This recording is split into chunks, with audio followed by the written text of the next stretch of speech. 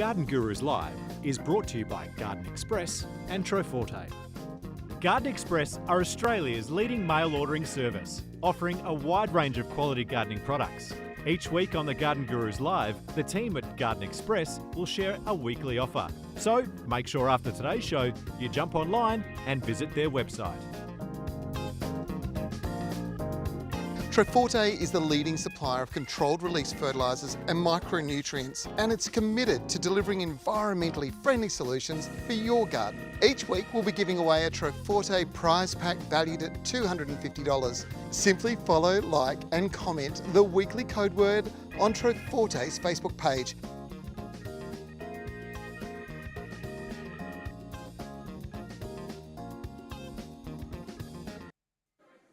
Well, hello, welcome to the Garden Gurus Live. I'm Trevor Cochrane. I'm coming to you all the way from Spain, from Madrid actually at the moment. Just come back from Morocco. We've just finished our filming projects over here, so I'm on my way home later today.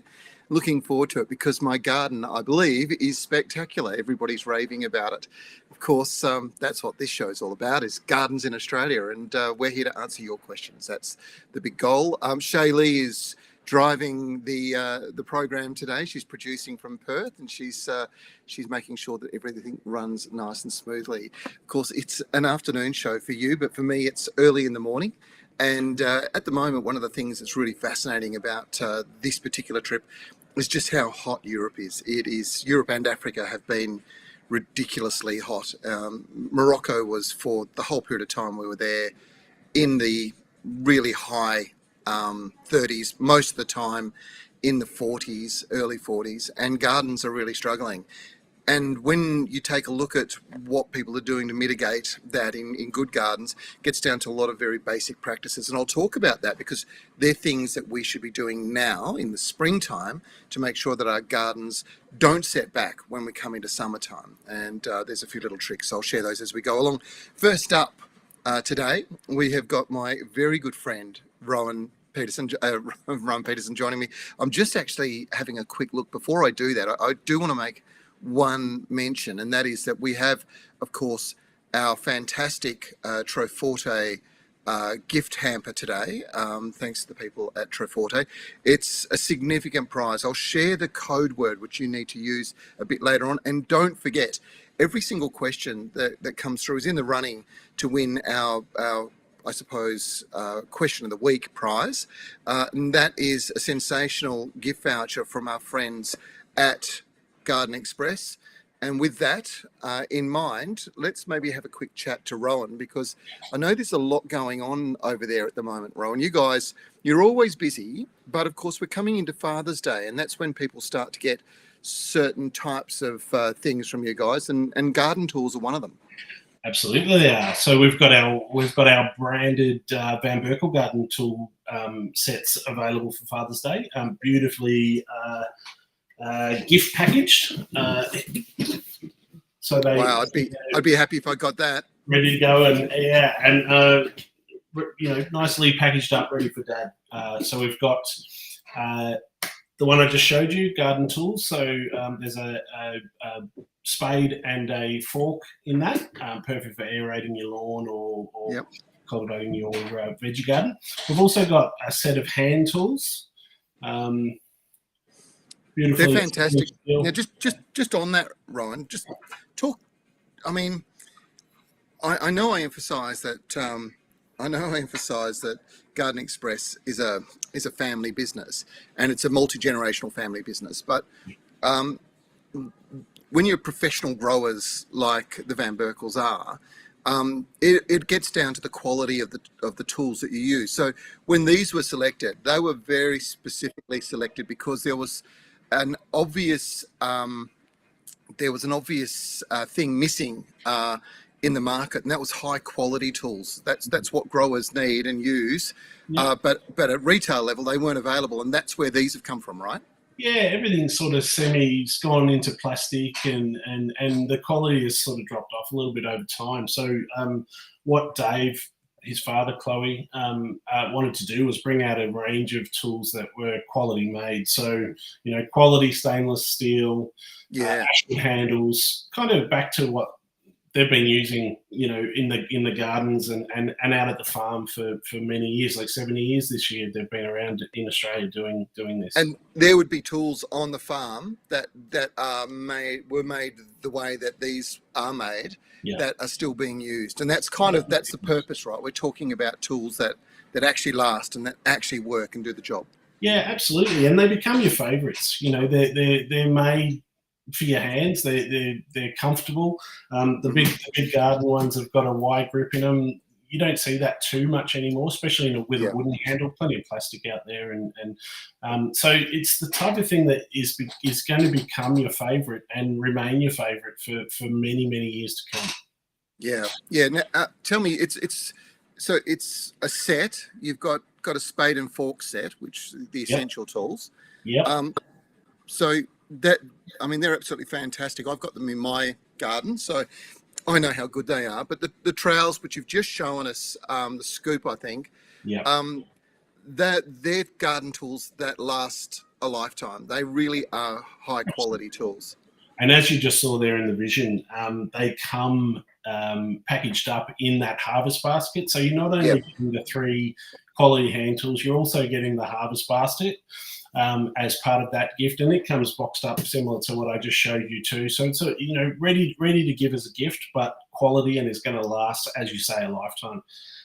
We've also got Dave's signature pruners that are also packaged up the same way. Ashwood handles. I was going to say, the thing with those, they are really good secateurs. They do the job beautifully. And I know we're going to have these questions coming through today. Typically, the first week of August is when you go through and you prune your roses. And generally the mid-August is when you get into your fruit trees, your deciduous fruit trees. Now, it's been a lot colder in some parts of Australia, so a lot of people have been holding back. These would be a great gift for Dad if he was going to go out and hit the garden with a bit of pruning. Or even Mum. Let's not cut Mum out of this, eh? Or yourself. Let's face it, these are quality tools. Perfect gift for Dad, being it's Father's Day in a couple of weeks. But for any avid gardener, really, they are super good tools. I use them. Now, mate, just quickly run us through the deal, because you've put a deal up for Garden Guru viewers, and it's, I'm just looking at it, it's crazy. Yeah, so for the big fork and spade set, that's 30% off. It's normally $198, right down to $135. I think that's 30% off. For the hand basket with the hand tools, they're $55, normally $69, but you're pretty much getting that harvest basket for free. And then the pruners, they're down to just $23, $23.90, normally $29.90. So it's another 20% saving. Those pruners, they are, that's a crazy price, because they are cheaper than a lot of that, with all due respect, Chinese-made stuff that's pretty cheap. That's a cheaper retail than that. That's. Are you sure you got the price right? That's the price, ready for Father's Day. And that is drop forged steel. So these aren't, like you say, the cheap Chinese. No, it's drop forged. This is drop forged stainless steel with ash. And with the Ashwood handles, right? Yeah, absolutely. Sits in your hand. They're a classic. They're a garden classic, and they're at an amazing price. That's a great deal, mate. I wanted to ask you, there's a lot of stuff going on at the moment in the garden. There's a lot of things to be doing. Yes. Where are we at with dahlias?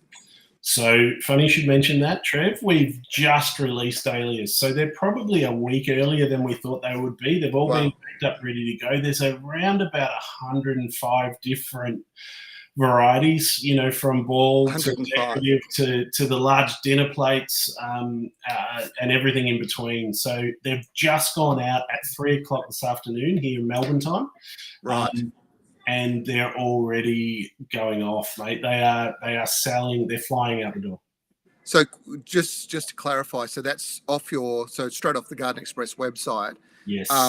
Have you got good stocks this year, or is it going to sort of sell out? They will definitely sell out. There's good stocks of some. There's okay stocks of others, and then there's a few there that are I haven't looked since the email's gone out. They may even already be gone. Most of them we've got sort of 100 plus, up to sort of 500 for some of the varieties that we've grown ourselves. Right. But then there are a few in there like cafe latte. I don't know if you're familiar with that one, but we only had 40, and I can see now that half of those are already gone in the first hour. Wow. Well, I mean, the thing with dahlias is they really are probably the trendiest bulb just about out there at the moment. Yeah. We're all sitting at home. I mean, I'm really looking forward to getting home because I know all the tulips, all the daffs, all the jonquils are all in flower now. So that's an exciting time to be in the garden. But of course, we'll have that, and then they'll finish, and I need the next flower coming on. And dahlias are our summer flower, aren't they? Yep, they certainly are. So we sell them as a tuber, so a dormant tuber. Yep. We're actually, obviously, they're all packed up, ready to go, and starting to go out, ready to go into the ground now for summer through autumn show. Yep. But we're also now laying out all of our dahlias ready to get ready for the next plant, so that we're ready for this time next year as well. So yeah, it's a big circle here at Garden Express, which we've spoken about plenty of times. But there's always something going on. We're either packing up the tubers or the bulbs, or we're getting ready to plant them again. There's always something going on. That's fantastic. Well, it's an exciting thing, and there's a lot of other great things on your website that are either in season or there's just that opportunity. I know there's been at times shortages on Wollemi pines. They've obviously been so popular, but that's another one that people can only get from you guys. They need to jump online and grab them from you. Yeah, it's another perfect Father's Day gift too. That's what I was thinking. Something a little bit different. The Wollemi pine is definitely one that Dad will love. Yeah, well, I'll tell you, if my dad was around still, I would be getting him the Wollemi pine because, these dinosaur plants for dinosaur blokes are a pretty good practical joke and a bit of fun at the same time. Really stunning plant as well. I mean, the ones that you guys have got just outside the door of your shop, they always stand out to me as being some of the nicest I've ever seen. Yeah, they are. And worth noting to everyone out there when we're talking Wollemi pine, and I know we will talk about this a little bit later in the season, but next year it's 30 years since the discovery, since the rediscovery, if you like. Yep. So 30 years has gone by, and it's amazing what the community have done to get that plant back, back to where it is now. Well, that's the amazing work you guys have done. I mean, the propagation, I've been in those shade houses full of Wollemi pines. I mean, I'm not sure how many tens of thousands you guys would have produced, but I mean, at one point we were down to 80 plants in the world left. Yeah, that's right. There's still only 80 to 100 plants in that wild grove. So, but through the magic of propagation and we've been able to bring it back from the brink, which is really, really something we're very proud of. Another great gift idea for Dad. Obviously, the tools. If you want to give a quality gift to a quality dad, then those tools are fantastic. But as you said, if you just want to spoil yourself, they're going to last. They're just one of those things. They're just going to do the job super well. Stainless steel does a better job than forged steel or standard steel, and it's such a great product to use, but it does last forever and makes a great gift. Rowan, if people want to get their hands on this and on dahlias and on Wollemi pines and everything else that you guys sell, all they have to do is go to your website, don't they? That's it. Just jump on gardenexpress.com.au. It's all there, plus a whole lot more. Couple of banners on the homepage straight to the Guru's offer for the tools. There's a Wollemi one there too. But the search functionality is really good too. So if there's something that you're looking for, chuck it in the search. If we've got it, it'll come up. And don't forget, if you're after dahlias, jump on straight away because they're not going to last too long. Yeah, cool. Mate, thanks very much. It's great to catch up with you. I'll do it from Australia next week with you, which will be nice to be home. Yeah. Garden Express, one-stop shop, 24/7, so you can shop from the comfort of your armchair, and you guys deliver direct to your front door, right? That's exactly what we do. That's what it's all about. Okay. Well, great job. We'll catch you next week, Rowan. Thanks, mate. Thanks. Always a pleasure. Cheers, buddy. What a good deal. And not joking about those dahlias, they will not last. These guys are the biggest producer, I think. And You heard that range, 100 plus different varieties. That's pretty crazy. Just a little bit of happy news for you. Uh, you know I'm a big fan of the Kalamunda Garden Festival. Well, Andy and Mandy have a baby on the way, and they'd had a few problems previously, and they've just publicly announced it. They did tell me a while ago, and it's been a hard secret to keep. But lovely news, and they're very, very excited about it, as are all their friends. And I'm sure for those of you that have been to Perth and been to that show, you'll know exactly what we're talking about. They are a really lovely team and beautiful family, about to get a bit bigger. So congratulations, guys. Lots of love to you. Now, let's get into your questions, because I know there are so many questions, and I know we didn't answer them all last week. So we made a decision that we would run longer today, and that would be really cool. Just look, Eugene Gillett just let us know that the Cafe Latte Dahlia has already sold out off Garden Express's website. So Rowan was telling us there were 20 left a little while ago. Well, they're all gone, which is crazy. So let's get into your questions, because there are lots and lots of them. Barb Patullo, I'm not sure where you're from. Don't forget to tell me where you're from. Absolutely brilliant. You've got a problem with your lemon tree. Now, this is actually a really typical problem. I've actually got one that's done the same thing, and it's one of my dwarfs, and it's done it for a very specific reason. Lemons are prolific fruiters, and at the moment you'll probably find that the varieties like Lisbon have produced a huge crop, and you probably harvested that, or you're about to harvest it. One of the things that does tend to happen after that is they tend to drop all their foliage. If they have been hungry, and mine at home definitely got hungry. I wasn't feeding it at the rate it needed to.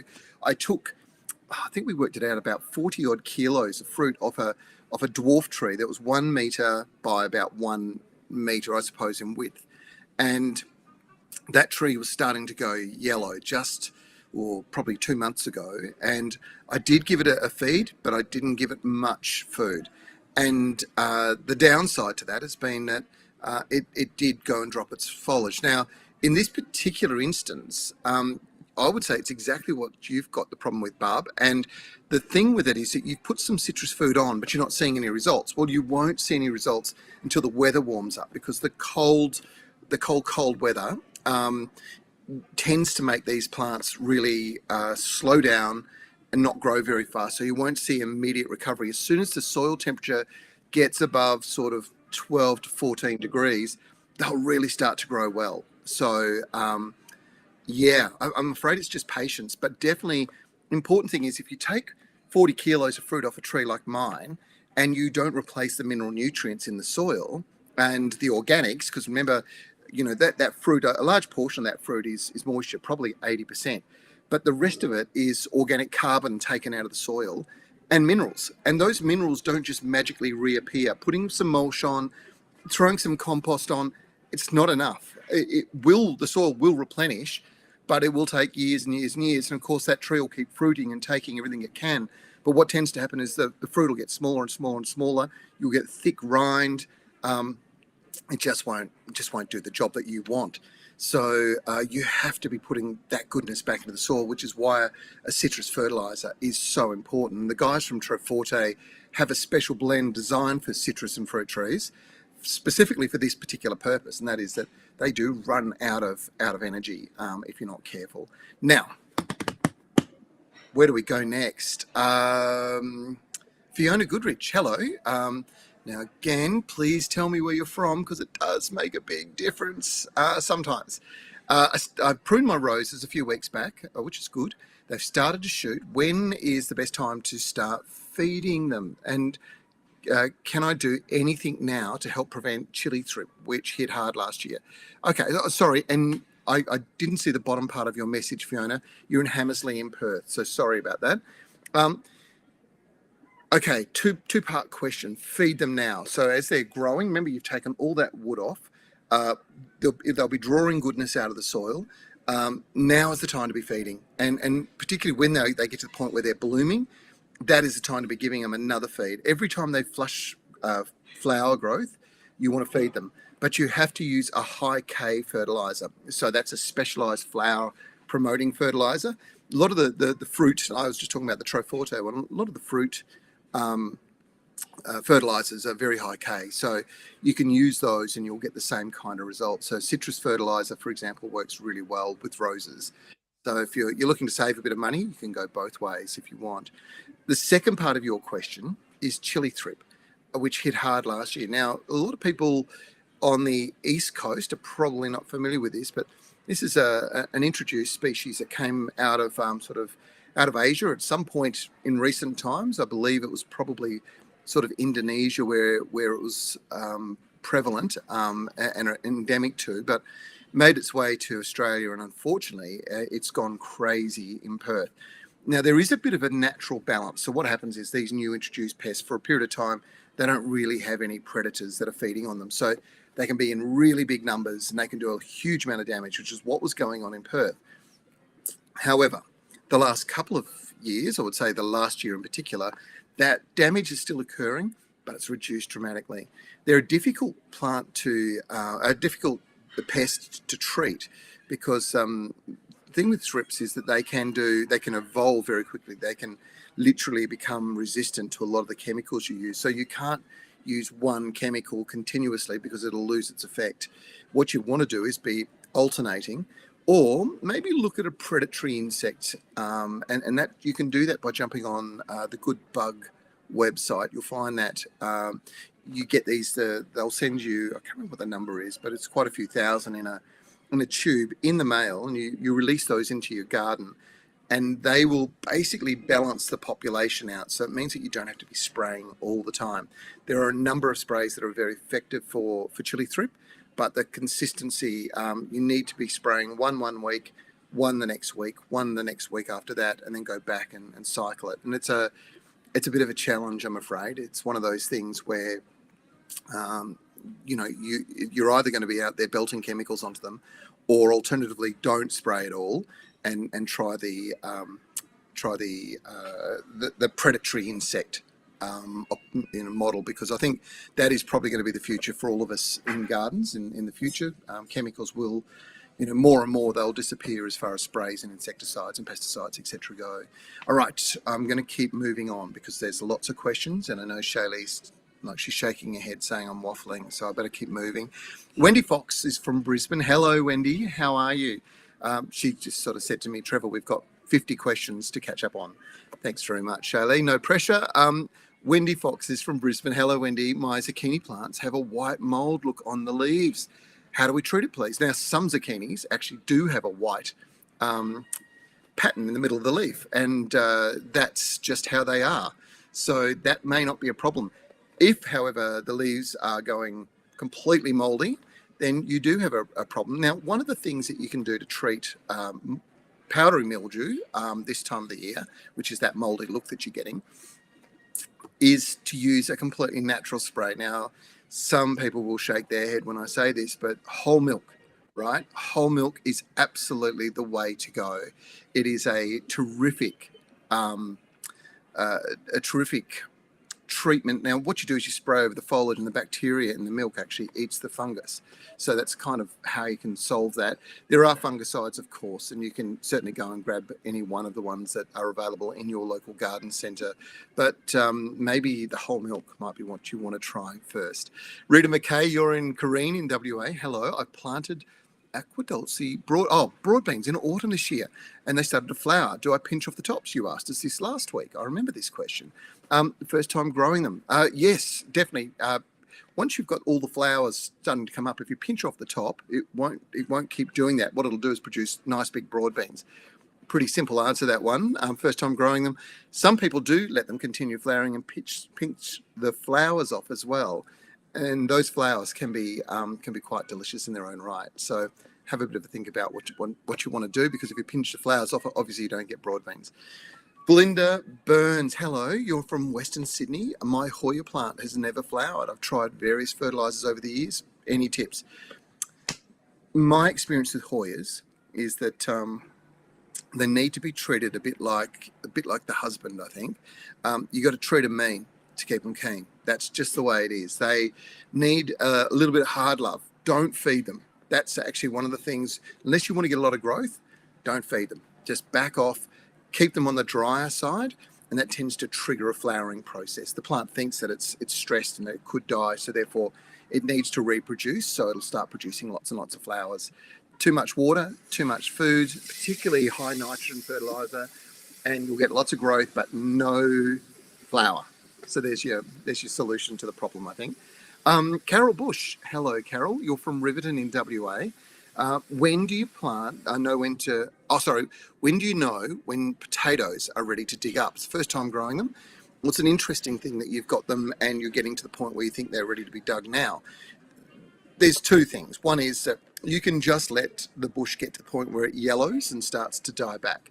That's your big teller, because that's when all your potatoes will be at their peak size in the soil. You can progressively reach into the soil, feel around, find some potatoes and pick them out, and the bush will continue to grow as well. So that's always a thing that you need to keep in mind.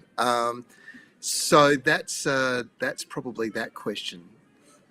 Oh, and Barbara McCarthy is telling us that she dug some huge ones up today. That's awesome, Barbara. Thank you.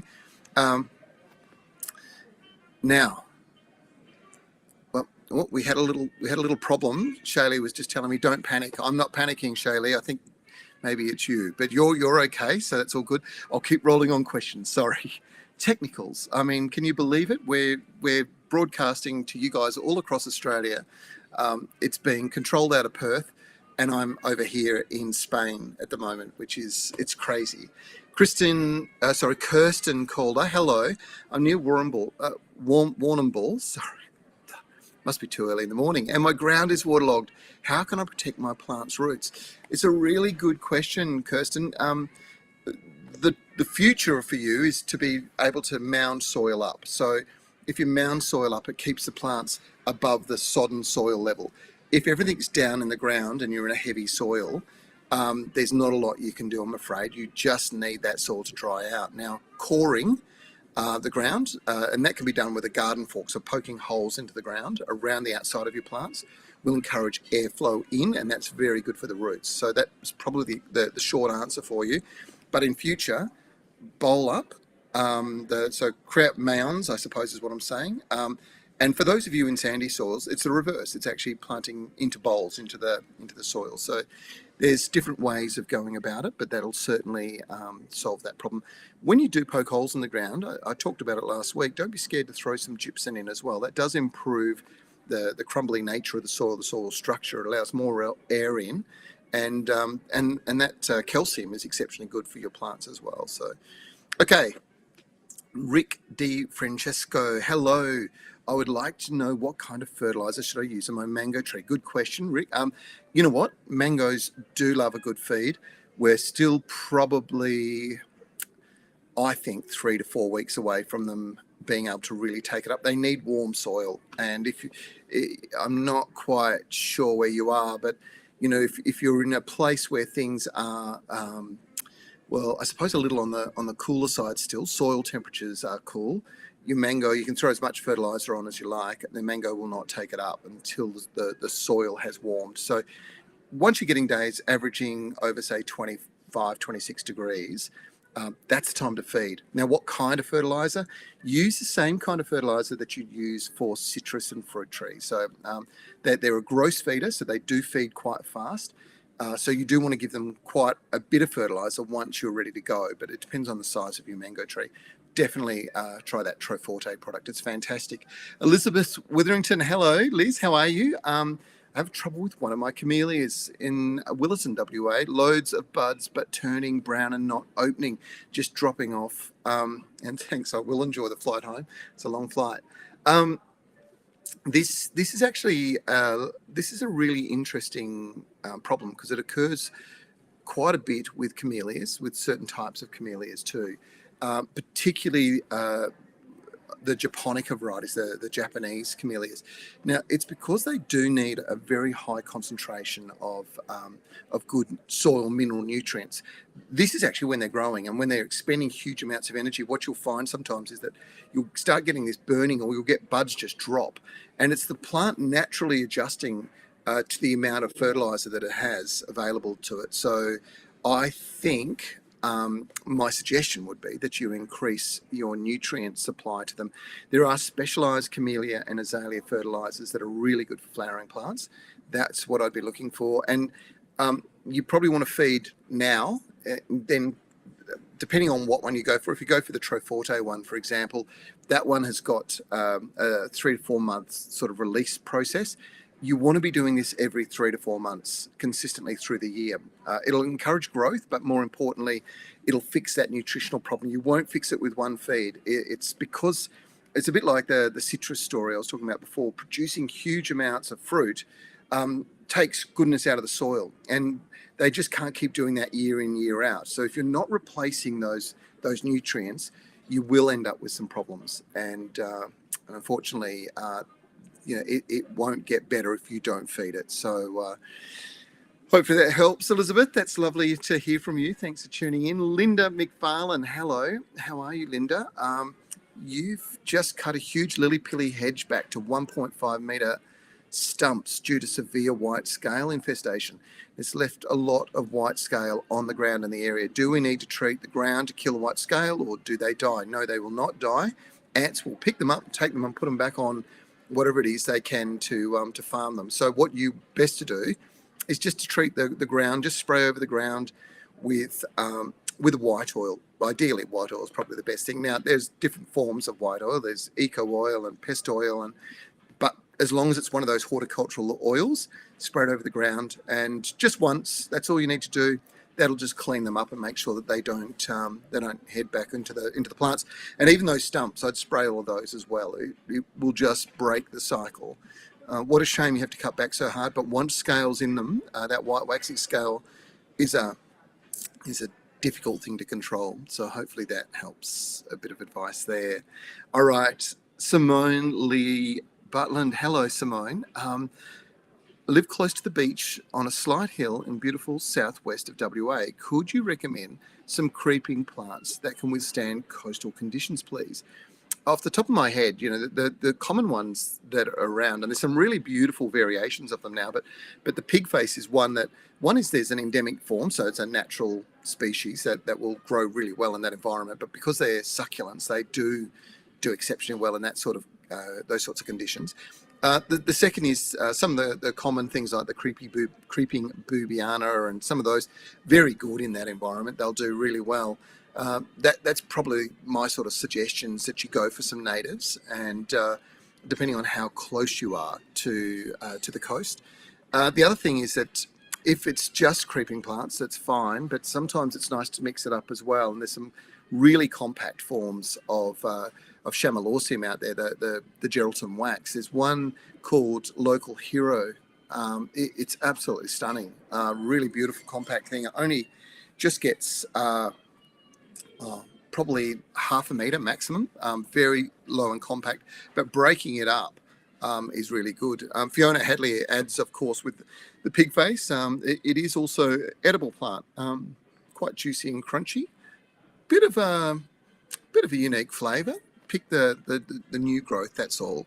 And Fiona adds, of course, Geraldton wax is edible too. Well, some Geraldton wax varieties are edible, and some are probably not too good for you to have too much of. I might talk about that at another time. But yeah, have a bit of a think about those suggestions, Simone. Hopefully that helps. Niall Sherwood, hello. Niall Potts from Pottsville, hello. How to stop mangoes falling before maturity? Really good question. Now, the reason that's occurring is because the fruit, what happens is the tree, when it sets fruit, it goes into flower, and it actually takes a snapshot of the environment at that moment in time. It tends to be that when they're producing the flowers, that we're just coming out of winter, we're going into the spring, all the flowers emerge, and the fruit's not harvested generally until sort of late autumn, let's just say that. What happens, of course, is the soil moisture conditions change dramatically from wet soils, properly wet soils, through to getting into the peak of summer, soils that dry, in fact, dry conditions more broadly. And the downside to that is that the tree will take a snapshot of where it's at that moment in time and say, well, look, actually, there's not enough moisture here in the ground anymore to support all of these fruit. I will drop some of the fruit. And that's what they do. That's why we get fruit drops. So that's why consistency with soil moisture is really important. And the best way to make sure you've got that is to make sure you're getting water penetration evenly into the soil. Now, that of course is best done by using a wetting agent. And applying wetting agents 2 or 3 times is a really smart way to go. So hopefully that helps you, Noel, and thanks so much for your continued support. I know you pop up every few weeks and come up with some great questions. It was nice to have you join us again today. Nikki Roberts, hello Nikki. My young custard apple tree is looking pretty sad. The leaves are turning yellow and some are brown on them. I think we talked about this one last week as well. How can I give it a boost? Actually, right at the moment, there's very little you can do, but maybe put it in 3 stakes and a plastic sheet around the outside, just to protect it, because we're still getting cold nights, and that's actually what's upsetting the custard apple. Custard apples are actually what we would call semi-deciduous. They'll drop a large portion of their foliage at certain times of the year. But this effect, this look that you're seeing at the moment, is a complete result of just cold conditions and them not handling it super well.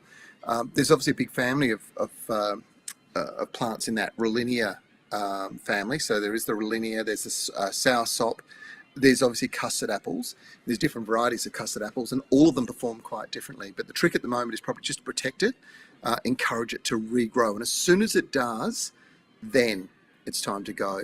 All right, we have got a lot of questions coming through, so I better keep moving. Let's go to Marcia Blake. Hello, you're in Harvey, one of the most beautiful places in WA. It's a great area and grows some of the best citrus. What mulch would you recommend for covering a large area with fruit trees and hedges, please, especially to aid combating that summer heat? It's exactly what I was about to talk about later on today anyway. Where I am at the moment, the temperatures have been as high as 52 degrees, and most of the time those temperatures are achieved right at the very end of the day. So the nights are hot, the days are hot. Plants, after relentless and talking to some of the locals, they're saying they can't remember the last time it rained. It's been so long now. And it's a real problem, because you can see the stress, particularly in Morocco, the plants were so stressed, really, really bad, with very low rainfall as it is.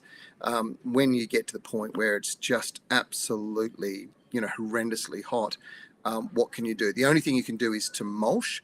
And look, when you're talking about a large area, you also have to be realistic with regards to the mulch that you use, and a composted shredded green waste, tree waste, is the best way to go. If you can't get it composted, there is a bit of a cheat that you can use, and I'll share this one with you because it's actually one of the things that I suppose all of the companies that do this sort of work tend to do. They put urea into the compost.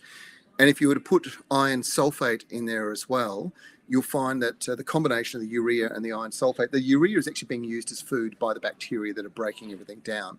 The iron sulfate will just turn the mix a beautiful black colour. But within probably 2 weeks of putting a green mix down, so say 14 days to 28 days, give yourself a month or so, that will have broken down. You'll actually see the size of the heap come down, probably by 25, 30%. Once you've got to that point, you really got it composted quite well. And that's when I would be making sure I spread that mulch around. Dry, chunky mulches in orchards are probably not going to do much good at all. So, try and get some green waste, but try and break it down a bit. Use that and spread it quite thick. So you want it to be at least 100 millimetres deep as well. That'll smother out weeds. It'll hold moisture in the soil, and it'll also provide some nutrients to the roots below. Really good for very good for fruit trees in particular. So hopefully that helps you in sunny Harvey, WA. Now let's keep moving. Let's go to Victoria. Rosemary Hughes. Hello, Rosemary. Okay, I have a mandarin tree that doesn't flower. What do I do? It's in a wine barrel. Okay. Well, I don't know if you've got an axe, but if you lean the axe up against the tree, it's almost a guarantee that it'll flower. Sorry, it's a bad joke, but there is actually a little bit of truth in it, and that is that trees, when they feel stressed, will produce lots of flower. really, really bad. Bad as far as it needs to be feeling bad to trigger that flowering process is what I mean by saying that. What you want to do is you want to back off the nutrients. So in this particular instance, you're probably giving it a lot of nitrogen, but not a lot of potash. So specialised citrus fertiliser high in K. You've got to look at that number, those NPK numbers on your bags of fertiliser. Have a look at what the blend is. If it's high N, you're going to get some foliage, and you probably won't get flower. If it's high K, you're going to help trigger that flower as well as keeping that soil dry. So rosemary, the key is just to treat it a little bit on the mean side. You don't want it to go too far. You don't want to kill the tree or set it back. But at the same time, if it's lush and green and it's growing and it's not producing flowers, it's only because it's happy and it's trying to build its size up. So hopefully that helps. Okay, Nikki Roberts has got a good question.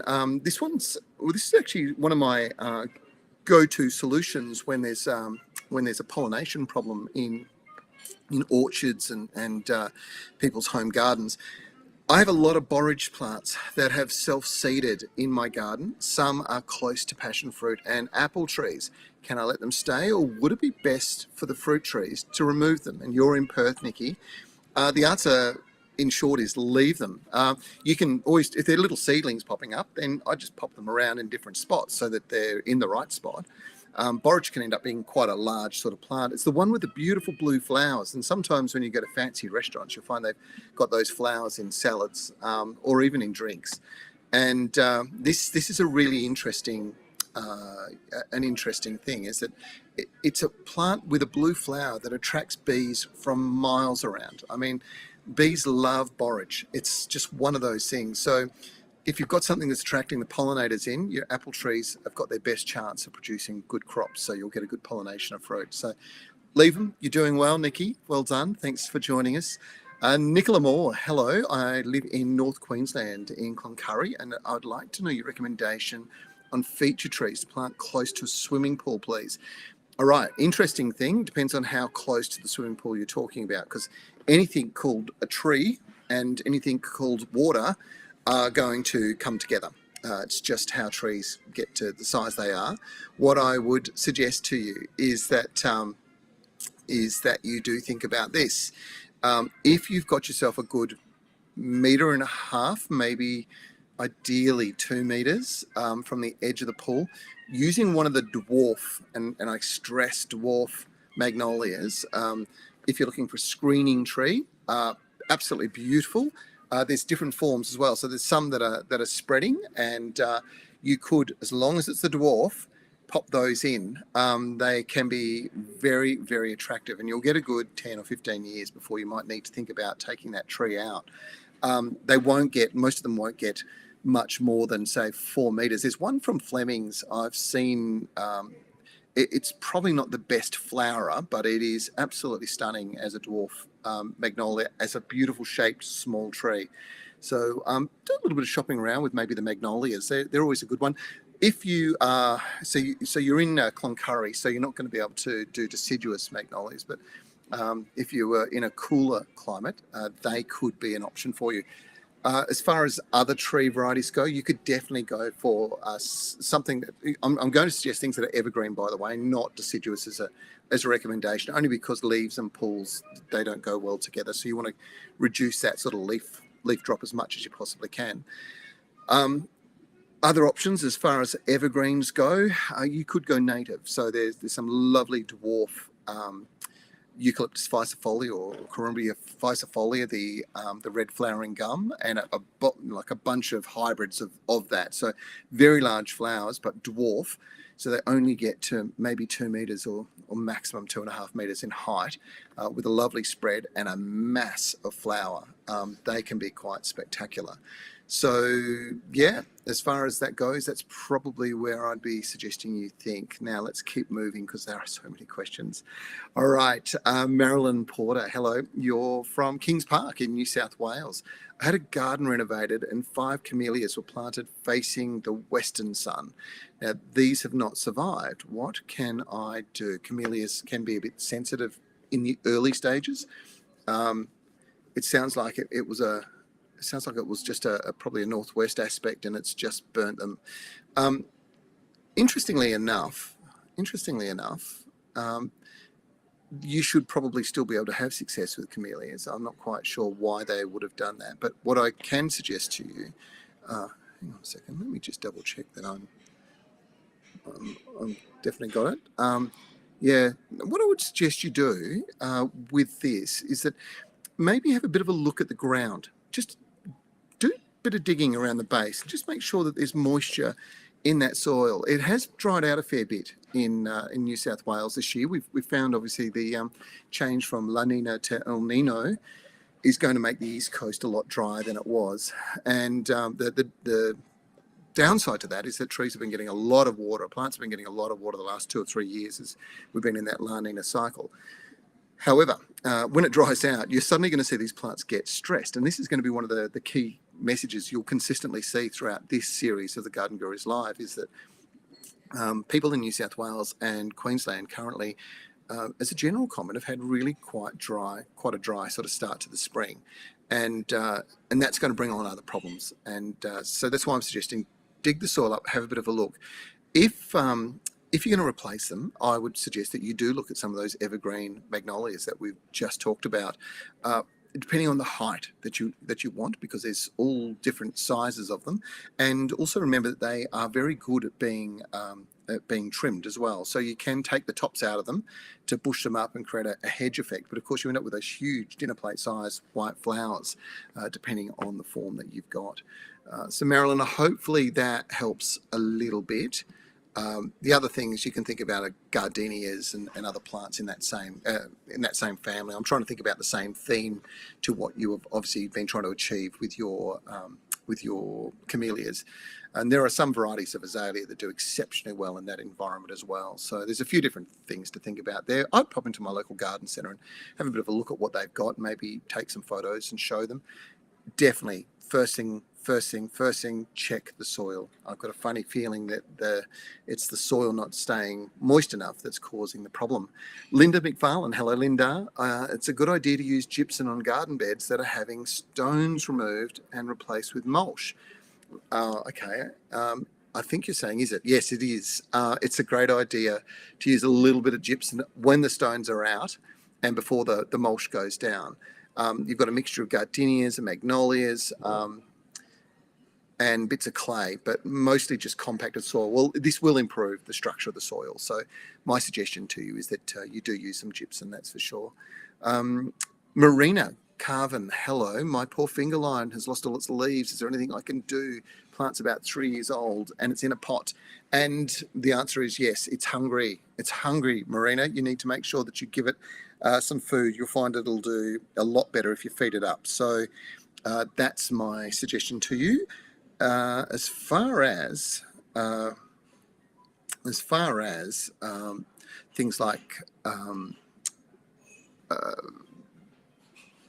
camellias and azaleas and to a lesser extent rhododendrons, gardenias definitely, but they're all going to want a good feed right now. So right now is a very good time to be giving them a real boost. Springtime's the number one thing I say for springtime is make sure that you're feeding on a regular basis. It really supports the growth of the plants at the time when they've got optimal growing conditions, warm temperatures, good soil moisture. Give them the nutrients. It's the third little ingredient in the key to success in a garden. Robin Shaw, hello. I have rhododendrons. You're in Canberra. They got hit by spider mite last year. Okay, I've treated the spider mite, but the leaves are looking silvery. I think you're just going to have to wait for the damaged leaves to be replaced, and that's pretty much it. What you probably want to do is make sure as the soil temperatures warm up, any spider mite that have survived will have gone down into the soil. They sort of sit in the ground through the winter and hibernate, and they emerge and then they'll move back up into the new foliage as it starts to grow. What I would be doing is making sure I do another spray in the early part of the season. As soon as temperatures warm, Canberra can still be pretty cool this time of the year, but just a little bit of advice for any of you out there that have had spider mite problems. This is a big issue, and it's something that you do need to make sure you take care of. Okay. Yeah, and you sort of said you will prune it after it's flowered. Good idea. Don't forget also to feed it. That's the other thing that's really critical. Audrey, hello, Audrey. You're in Canning Vale. To stop grass and weeds from growing in flower beds, can you put newspaper under mulch? The answer is absolutely. It depends on the type of grass. Obviously, annual grasses and those annual weeds, they are definitely knocked back quite strongly by that layer of newspaper. It'll just stop the seeds from germinating, basically. Big thick layers of mulch on top of that, not going to hurt at all. So yeah, it's a good little suggestion. It's a nice way to control weeds in the garden. All right, what have we got next, Shaylee? I'm looking at people putting some questions forward at the moment. And Fiona Hadley in Eaton, which is in southwest WA. It's a fantastic spot. I've got seedlings from tamarillos that I gave at the Kalamunda Garden Festival, growing with Costa event. It was fantastic. How do I care for them, Fiona? That's a good question. They're a pretty hardy plant. They're Tamarillos, for those people who don't know them, they're a tropical fruit that comes from South America. They're a really good source of lycopene, and their common name of tree tomato indicates what family they come from. It's the same family as tomatoes, but this is an evergreen tree. They have beautiful big glossy leaves, and they grow to about 3, sometimes 4 meters in height, and can produce hundreds and hundreds of fruit. They tend to live quite a few years as well, so they make a good alternative during the summer months to tomatoes if you like those savoury fruit. As far as these little seedlings go, once they've sort of popped about two sets of leaves out, so you'll have your cotyledons, your first leaves, then you'll have your second set, and then you'll have like another set of mature leaves that'll start to emerge. Go and dig them up out of the soil and pop them into individual pots and see how many you get. You'll probably get a lot of trees, but you want them individual, so you want to make sure you're only picking single seedlings out, and that should help. Yeah, hopefully that helps. It's nice to see that my tamarillos have now started to emerge in your garden, and hopefully you'll always remember when you're harvesting fruit that it was Trevor that shared it with you. That's a nice thing about gardeners, is we get to share all of our bits and pieces with each other and we end up with gardens that remind us of our friends, which is what we are. Claire Jenkins, hello, you're in Caversham in WA. My kangaroo paw is in a pot. It's looking limp and sad, and I want to repot it as it starts to warm up. Any advice? If it's looking limp and sad, it's probably too wet. It may need to be potted up, Claire. I don't know how long it's been in the pot, but it shouldn't be looking limp. And limp is generally an indication that it is suffering from some kind of root fungus, which they do get. One of the things with kangaroo paws is when you're mulching garden beds, don't mulch up against the edge of them, because they will get what we call collar rots and root rots, and these can kill them really quick. Okay, so let's keep rolling along with questions. And the next one is Melissa Peters. Hello, Melissa, how are you? You're in Geelong in Victoria. Want to grow green wall on the south side of our house to screen our neighbours. Is there a creeper that you would recommend for limited to no sunlight? Well, the funny thing about creepers is they develop as creepers because they come from spots where they have to grow up trees really quickly to get to sunlight. So that's a good thing, and it's a bad thing. The bad thing with it is, of course, that you will have to make sure that from a very young age, what you put on that wall is going to be pruned so that it keeps spreading out and covers the wall. Otherwise, it'll go straight up in a single line, straight to the highest point, and then spread out over the top of the roof. So green wall, as far as options go, well, if you want to cover the wall with something that's really going to do well in that environment, can't go wrong with things like ivy. They're always going to be good, and you've got obviously the traditional ivies, but you've also got some of those deciduous ivies, which are not truly ivies. So things like the Boston ivy with a beautiful red foliage in autumn, deciduous, of course, so you don't have the coverage during the winter months. But evergreen, can't go wrong with ivy.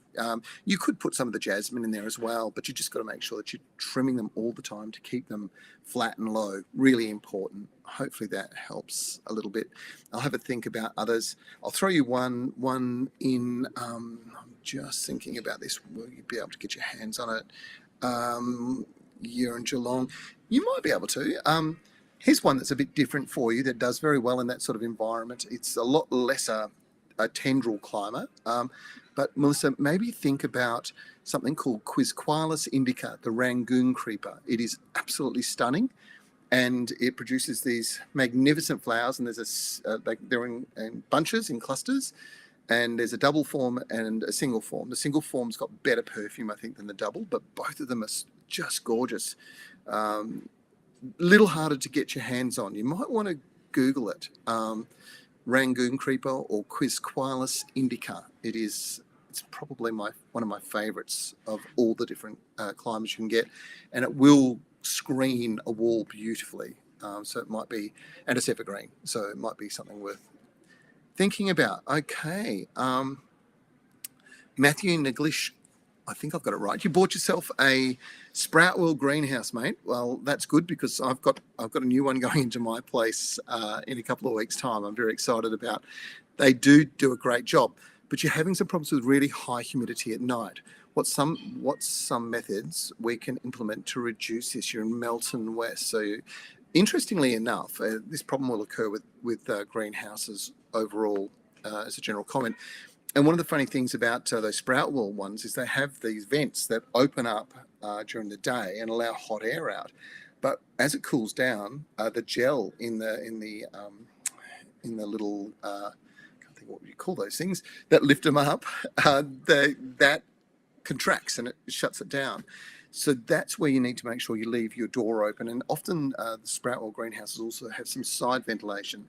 So make sure all your side ventilation's open and the door's open at night if you're having problems with humidity-based issues. That's always pretty important. So that's about it. That's all I can suggest at this point in time. Hopefully that helps you. Kerry Height, hello. I'm not sure you're in Fremantle. Are there any varieties of peonies that will grow near Fremantle? Yes, it's a good question. Could you grow peonies in Fremantle? I'm not sure. I think if you've got very good garden soil, if you're planting them on a south-facing wall, so they don't get direct sunlight during the day, yes, you'd probably have a bit of success, I would think. But will they produce the flowers that you're really hoping for? I'm not so sure. Yeah, we might just need to think whether that's really the right plant for you for Fremantle. Sometimes, we can manipulate the environment, but I don't know whether you want to go to all that effort. It's up to you. Fremantle can be a bit challenging. All right, Wei Jin Tan, hello. Wei, how are you? It's nice to have you join us. I know you live in Harrisdale. You've sent us some photos. My grapevine is finally budding again, but there's bugs on the leaves, almost immediate, and you can kind of see a little aphid there. Good sign that you're going to have quite the crop of aphids. Now, of course, ladybirds eat aphids, but if you don't have a lot of ladybirds around, you can treat them. And typically, the best treatment is just a pyrethrum-based insecticide, and there are a few of them around. So it's not a significant problem though, and probably if it's just one or two, you don't really have to worry too much. But if you're starting to see big clusters of them, and some people will see it with their roses on the new foliage, then yeah, definitely hit them with a pyrethrum-based insecticide. Okay. Let's keep rolling along. Zoe Tapley is in Melbourne. Hello, Zoe. Hello all the way from Madrid in Spain. You've got a bird of paradise. It's not flowering. And what do I need to do? I've spoken to it nicely. Maybe you need to be a little bit angrier. No, look, what it is, Zoe, is I think you sound like you're a very nice person. It sounds to me like it's getting lots of moisture and lots of water. It's one of the things that bird of paradise love. And when they get that, they produce lots and lots of growth, but not necessarily any flower. But if you can turn the water off to your strelitzias, to your bird of paradise, you'll find that they suddenly start putting flower spikes up, which is something you should be doing about now. So with a drier summer ahead, and we know that, I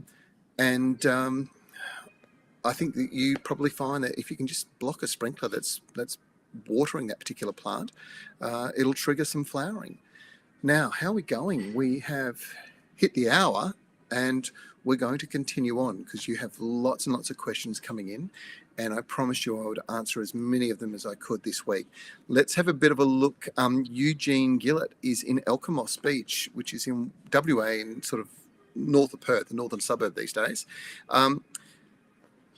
Can I help you get on top of these little aphids on our lily-pilly hedge? Now let's have a look there. Okay, you do have quite the problem there, and you can see the leaves are all twisting and buckling. And it may be that sorry, I'm getting lots of messages flying through at the moment from people who are commenting. I'll come back to yours, Matthew, in a second. It may be that it's not just aphids, in actual fact. It looks to me like you've got a bit of a leaf miner in there as well. Not an unusual problem with this particular plant. These guys do have these sorts of problems, and there's a spray. It's called Maverick, and it's very effective at controlling these. It'll knock them down straight away. Do have a look inside the tree, or inside the hedge as well, to see if you've got any scale in there, any white scale that are obvious. So they get this what's known as Chinese white waxy scale, and it can be quite prolific. You tend to find when you've got this kind of damage on the foliage, you also may have that scale inside. So have a look. If you do, you need to do a double treatment. So the first treatment is hit it all with Maverick, then you go back and you hit it all with white oil, and you spray inside the hedge, not on the outside, and that will basically wipe out pretty much all of your problems. I hope. Okay. Matthew said, will your co-host be installing your next greenhouse again? My co-host, I think you're talking about Nigel Ruck, he's never installed a greenhouse. He has not. Matthew's saying, I wish we had got ours installed professionally. There were a few swear words exchanged. Well, look, putting things together can be quite challenging.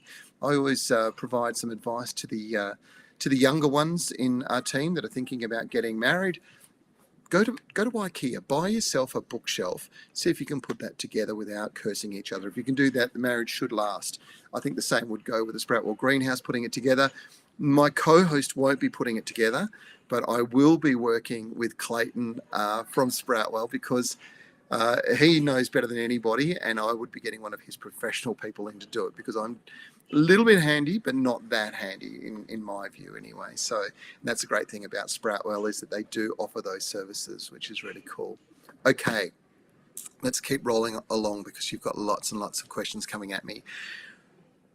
Well, let's have a look at Rose Allard. Now, again, we're staying in Perth a bit at the moment. We've got a few Perth questions. Can you tell me what this plant is?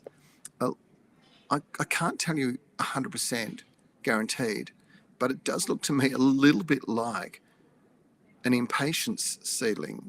Now, you know, impatiens or impatiens, sometimes they're called, they do seed. It's a bit unusual to see that coming up, but it's a bit difficult for me to identify it for you from that photo, I'm afraid, but hopefully that will help. You'll know pretty soon because you'll start to see little flowers emerge. But let's have a look, Rose. It'll be a bit unusual for them to seed and grow this time of the year.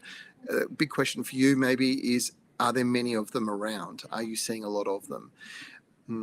Let me know. I'd love to see another couple of photos too, so maybe you can send them through to us. Vinette Ainsberg, hello Vinette. It's lovely to have you join us again. When is the best time to prune dragon fruit vines that have finished fruiting? Thank you. We've had conversations about your dragon fruit throughout the series, haven't we? You know what? The best time, if you're going to prune them back, is about now. I'm going to dramatically prune. I'm going to change the structure of what I'm holding my dragon fruit up with at the moment. In my garden, I've got an old arbor that's rusting away and needs to come out. So that's what's going to it's going to cause me to go and cut them all off. Of course, I'm not going to throw those cuttings away. I'm going to plant them because I love dragon fruit. Can't get enough, so why not grow a few more plants?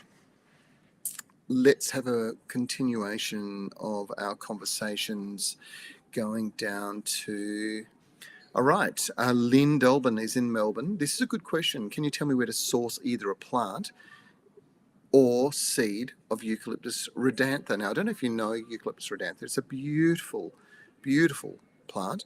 and you'd love to have a couple of them in your garden. Now, look, most garden centres these days, particularly those that specialise in native plants, are able to get it in, and even the likes of Bunnings with their special orders system, you can actually ask them, and they'll go and hunt it down for you. I'd probably use the skills of your local horticulturalist in a garden centre or your local horticulturalist at a Bunnings store, and go from there. I'll put a couple of cuttings to one side for you, Shaylee. She's just put a hand up for some dragon fruit cuttings. Mine is a beautiful dragon fruit too. I love it. The flavour and the colour of the fruit. It's just so good. Let's go. Ange Avery, hello. You're in Walkery in South Australia. I think you might be our first SA caller. Question today. We've got quite a lot of people still throwing questions at us, so it's not slowing down.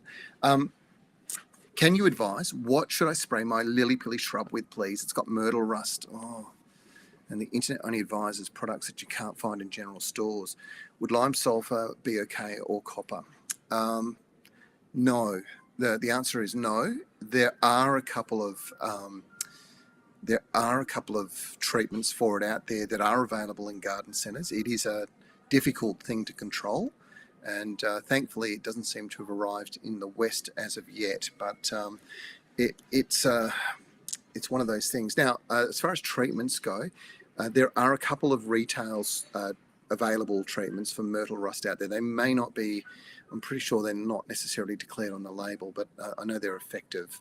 So have a chat to your local garden centre. That's a pretty serious problem, and you want to get on top of it because it'll spread to all the other members of the Myrtaceae family. So that's all of your eucalypts and things like that. They're all going to be sort of damaged by that rust if it spreads through. It's a terrible thing.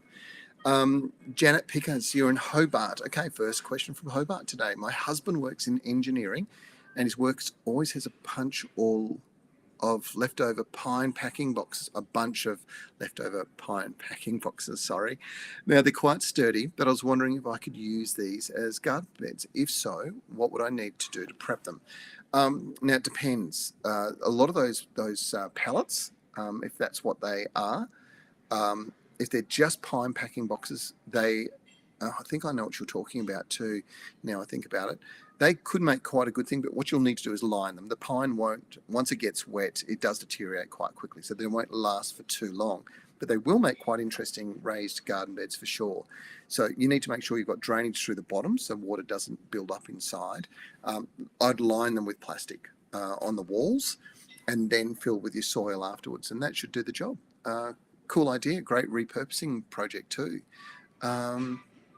If we're just talking about pallets, recently I had a situation where somebody was using pine pallets. Now, that pine had been treated, and if it's arsenic treated, that arsenic will seep into the soil and into the plants, and if you're growing things that are edible, it'll mean that you end up ingesting arsenic, which you do not want to do. So just be careful when it comes to using, usually the pallets are the ones that are most heavily treated. So hopefully that helps.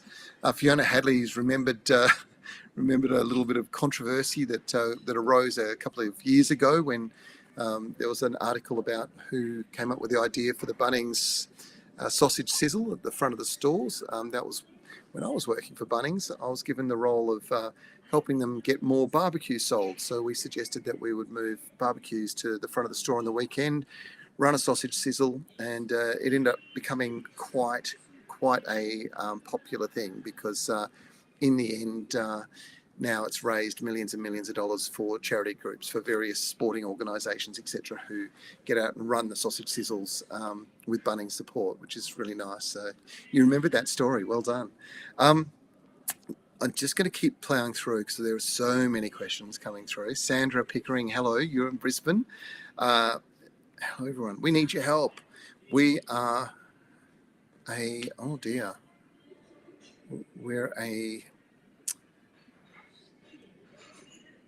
I'm not sure what this word is.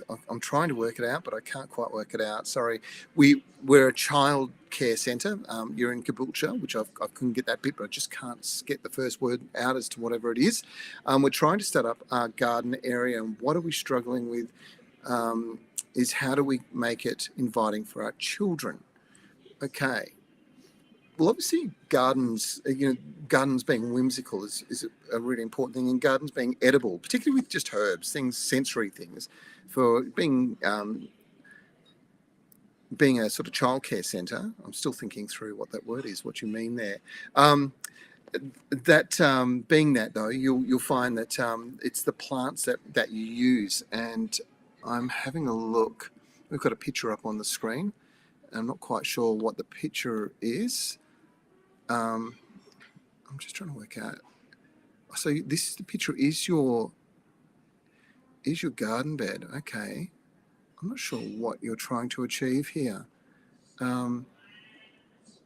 If that's the garden bed you've got, I would remove the existing plants and I'd be planting edibles, and I'd be thinking about things that kids love, things like strawberries and stuff like that. Put in some herbs for, mint and things that are easy to grow, but highly fragrant. And that should stimulate a fair amount of interest and activity from the kids. I hope that helps. Yeah, it's an odd shape and an odd area, isn't it? It is a bit of a challenge.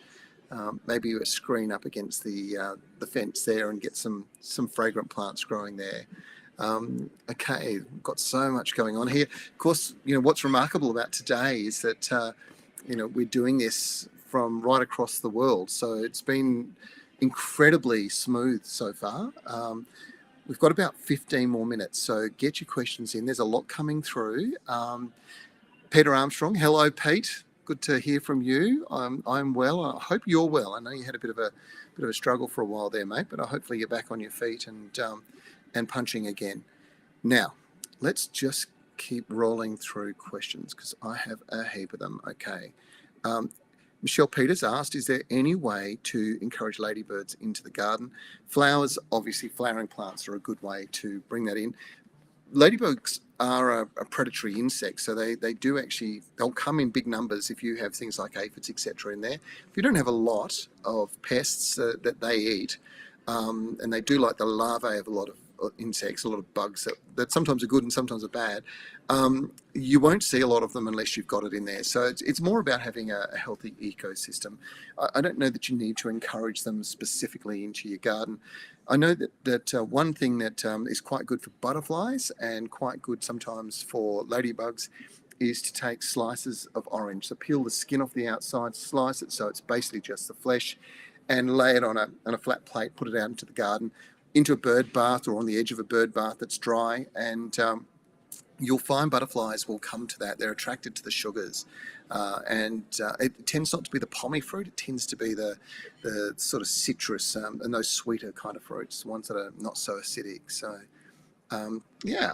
All right, let's keep rolling through because there's a lot of questions. Rena Kellis, hello.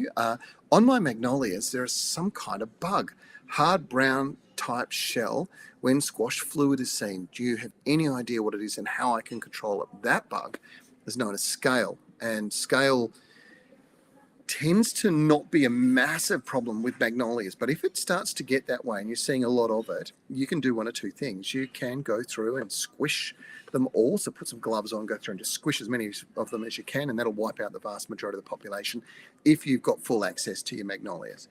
If your trees are a bit bigger or you've got quite a lot, sprays with a horticultural oil, so white oil, pest oil, eco oil, any of those will really do a good job in literally smothering over the top of the scale and suffocating it. Now, when you come back a month later, you'll say they're still there, but when you go to squish them, you'll find there's no juice inside them anymore. They're dead, so you're just seeing the external shell left of the animal. So yeah, so it's a bug, and one thing that it will do is it will attract ants to your tree. Now, ants can be good and they can be bad, so just got to work that out as to whether that's what you want to do and whether you can do it manually, because manually will save you using a spray as such. Okay, Julianne Davis from Melbourne. Let's have a look. You sent us a photo. Oh dear. Okay. Now, could somebody please help me with my fiddle leaf? I'm not sure what I'm doing wrong. It looks a bit droopy, doesn't it? It looks like it's maybe lacking a little bit of water. And it looks soft to me, so it looks to me like it's in a very shaded spot. Now, I can see there that it's actually outdoors, but I'm wondering if it's been outdoors all along. Fiddle leaf figs are pretty hardy. They're pretty hard to to kill, to be quite honest. So for it to be like that, I'd suggest that you've probably got a bit dry. That's what it looks like. It definitely looks soft. So it looks like it's been getting the majority of the day in shade, and it probably should have more light for it to look better. And a little bit of a feed would do it the world of good just at the moment as well. As the weather warms up, they start to grow, so you've got to support that growth. Okay, Judy Cameron, hello. You're in Lismore, New South Wales.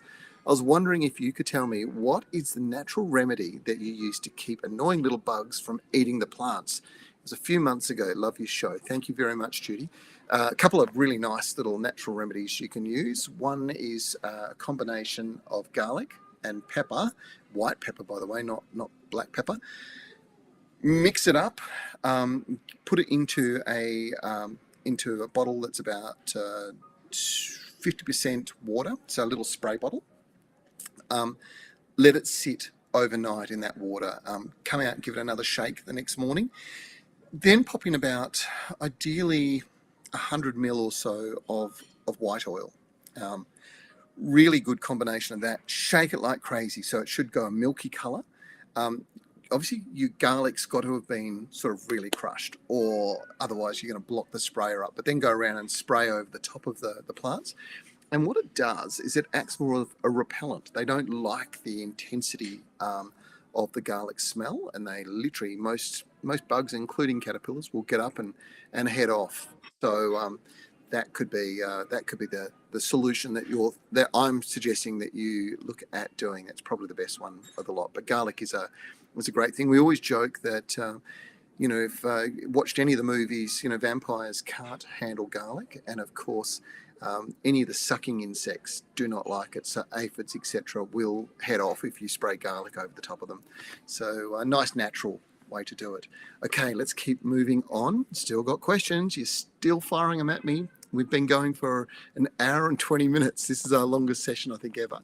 Elba Taranto in Sydney. Can I transplant conifer trees? They're in pots at the moment.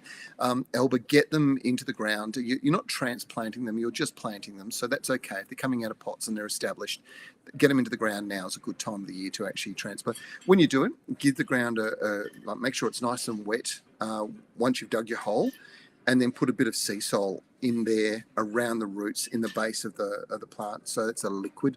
And what that does is it does help reduce transplant shock. But you'll find they should take off pretty quickly. One more bit of advice is that conifers can get quite root bound.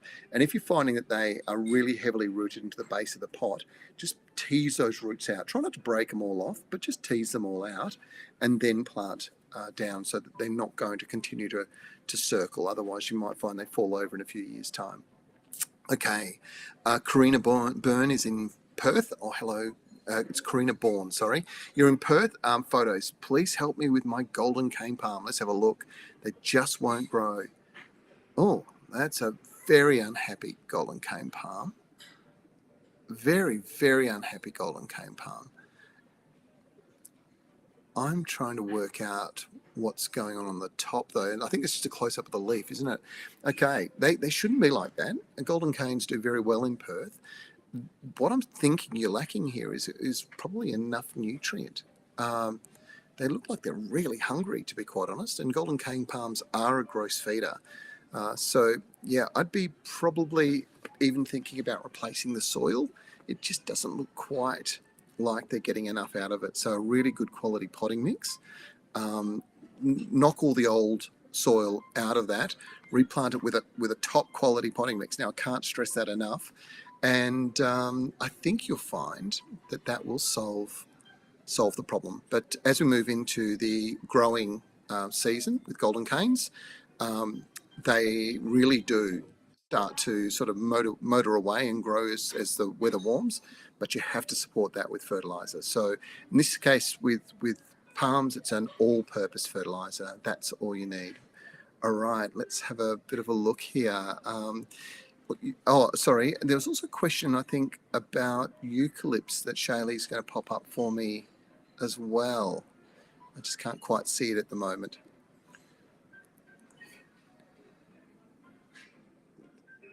Yeah, it's okay.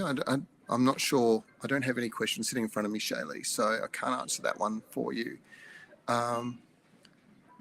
Let's have a bit of a look here.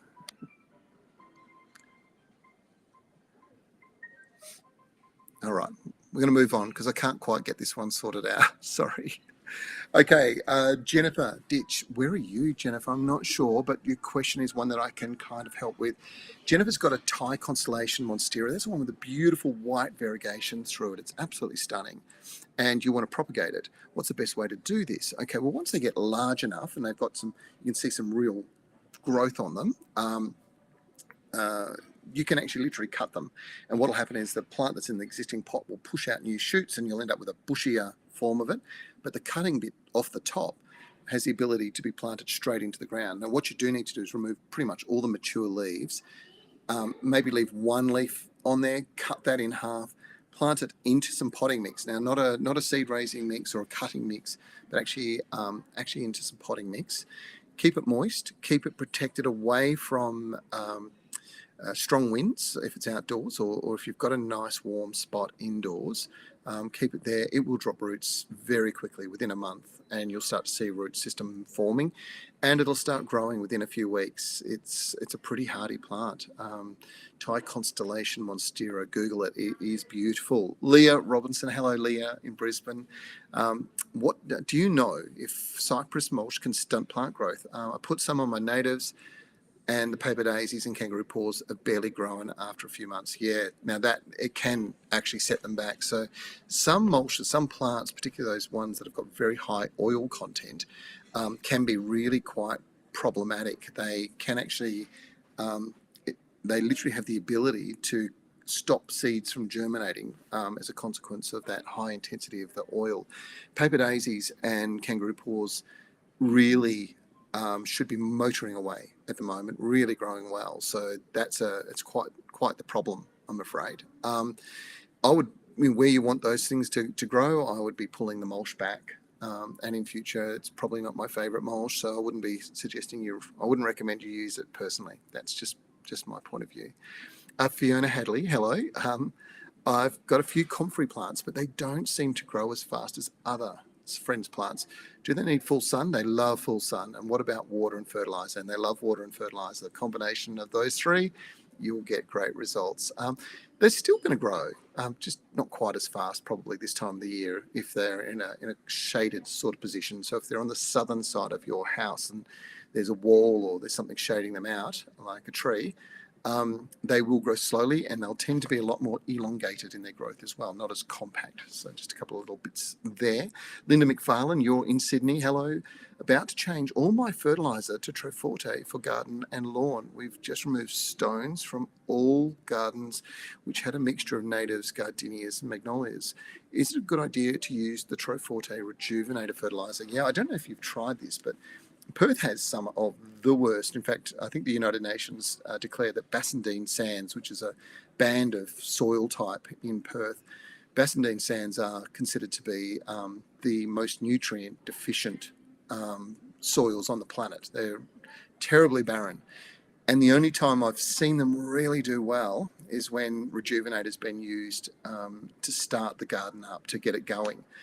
Quite remarkable how it can do that, and it's because of the blend and the microbes in there. They really do bring the soil to life. Now, I will say to you, regardless, with all Trevor, as far as I'm concerned, use it in combination with an organic additive, and you'll end up with incredible results. If you don't, it can be a little hit and miss, or not. I'm not going to say that hit and miss. I'm just going to say just not quite as good as it could be. So the combination of organics with Trevor really does make an amazing result. So there we go. Okay, now I'm going to answer 3 more questions because we are coming up to an hour and a half. This is our longest broadcast ever, and I do need to stop. I've got to get on a plane and come home. Gabe Burwood, hello. I've got a silver birch in a pot here in Australind. Can you advise me what and when to fertilise? Okay, well, silver birch is obviously a beautiful tree. Interestingly enough, they do get quite large, so sooner or later it's probably going to have to go into the ground. And this is a good time of the year to be planting them. The second thing I would say to you is that fertiliser, you want to use a general fertiliser. Now, you can get those tree planting tablets. not so sure about that in a pot. I tend to think that you're probably best to go for, the all-purpose kind of fertilizers. And again, our friends at Troforte have got an amazing all-purpose controlled release fertilizer. And as far as a amount goes, it depends on how big your pot is, but I'd imagine it's a very large pot, and you're probably talking about 2 scoops. So those scoops, I think, are 20 grams. You're talking about 40 grams in a pot that's probably containing around about 60 litres or so of soil. So that will do the world of good for that tree as it comes into foliage, because of course they're deciduous. Okay, I think we've got one here from Glenn Miller. Glenn's a great friend of ours and absolutely fantastic gardener, obviously, because every time he writes in, he's got some really interesting plants that he's talking about. And today he wants to get some advice on when to fertilise the new bulbs, the anemones, freesias, grape hyacinths, and spraxias, some of which are already flowering. And our new small flower carpet rose is awesome. Now, they're planted with that Osmocote potting mix, which is a brilliant potting mix, by the way. It really is a good potting mix. You've probably got 3 months. So you've got the 3-month fertilizer that's sitting inside that, but you're wondering, should you do some more with these bulbs? Glenn, the simple answer to that, reading through the note here, is that as soon as you see the flowers appear on your spring flowering bulbs, which is what they are, it's the time to give them a feed. But don't give them a solid feed. Give them a liquid feed. It's the perfect way to get really good results. And what will happen is the flower's already going to grow, so that's fine. But the plant has the ability to take up a lot more goodness as it's releasing that goodness, as the flowers produce. Remember, it's expending energy to do that. So you want to replace those minerals. If you use a liquid, it'll be taken in through the foliage and through the roots. So that's why I'm suggesting you use a liquid fertilizer. And there are a number of them. Troforte have a fantastic one, but there's all sorts. And probably the only one I would recommend that you don't go for, and don't get me wrong, I'm not knocking it, but is Thrive. And if you're going to go for or if you're going to use Thrive, go for Thrive, not the all-purpose, but actually the flower and fruiting form of it. So there's one that promotes flower growth. That's the one. You want the high K. Remember, we talk about NPK. You want the high K. That's really important. So have a look at those numbers. Make sure you've got lots of K in there, and you should be fine. Hopefully that helps, Glenn. And thanks so much for your support. Okay. I think this will be our last question for the session today, and then we've got to pick a winner of our $50 Garden Express gift voucher as well. Matthew Neglashis from Melton West just wants some advice to prepare a passion fruit vine for spring. We've not trimmed any of it back since last season, and it's looking a bit worse for the wear. It will be after a cold winter, and I wouldn't do anything right now. I'd wait until you're getting those consecutive days over 25 degrees consistently. Then I would trim it, and then I would feed it. But do it a little bit too early, and it could be a bit of a problem. Well, we've answered over 100 questions today. I can't believe that, in an hour and a half. 90 minutes and 100 questions. It's pretty cool. Thanks so much for participating. Now, who's going to win? I think probably the question I liked the most came from Nikki Roberts today. It was about the borage plants that have self-seeded in a garden. Borage is an amazing bee-attracting herb. Those little blue flowers are fantastic, added into salads, and really good from that point of view. It's meant to be very good for you as well. So I think it's worthwhile mentioning that they will be seeding, and you'll see them start to pop up now in your garden. Don't be scared to prick them out. It's what we call it. Prick them out, move them around into different spots in the garden, get as many plants going as you can, and you'll be feeding the bees come springtime, not far away now. So, I think that should be a real winner for you. So congratulations, Nikki. Well done. And look, you're all going to ask the question, what is that Troforte code word? Remember this amazing Troforte gift pack. It's enough fertilizer to keep your garden going for the whole of the year, not just spring. And the Troforte code word is transplant. You can see it up there on the screen. Now, the thing with this is you have to go to Troforte's Facebook page, like it, share it with your friends, type in transplant, and you will be in the running, and we'll let you know in the next week as to who has won that. It's a great prize and a good way to feed your garden. Wow, what a session! Hey, that's huge. Now, if you want some more gardening advice, all you have to do is simply tune in to Channel 9 tomorrow on Saturday at 4:30 p.m. You'll find in New South Wales and Queensland it'll be running on 9 Live, because I think they've got the NRLW playing on Channel 9, but you will still get your dose of Garden Gurus on 9 Live. At the same time, the rest of the country will see it on 9.